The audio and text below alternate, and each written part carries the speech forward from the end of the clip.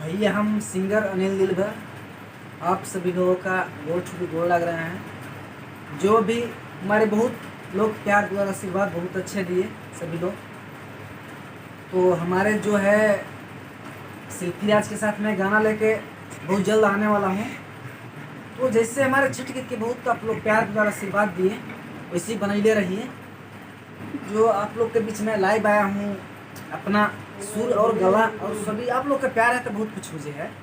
तो आप लोग के बीच में गाना सुना रहा हूँ रितेश पांडे की जो गाना है, तो आप लोग सुनिए और सब्सक्राइब कमेंट लाइक कीजिए।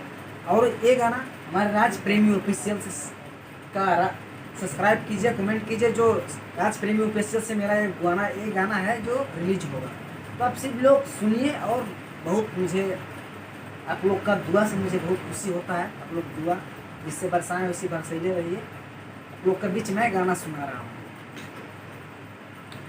कि जहिया से चल गइलू अरे हमरा के छोड़ के, कि जहिया से चल गइलू अरे हमरा के छोड़ के, कि जिंदगी भइल सुनसान है, कि जाए चंदा ये अब खबरिया, कि जाए चंदा ये अब खबरिया, कैसन बाटे मोर जान ए चंदा, कैसन बाटे मोर जान हो, कि हमरो नियना हो रोवत हुई है, कि लोरावा से कजरा के धोवत हुई है हो है, कि हमरो नियना हो रोवत हुई है, लोहरवा की कजरा से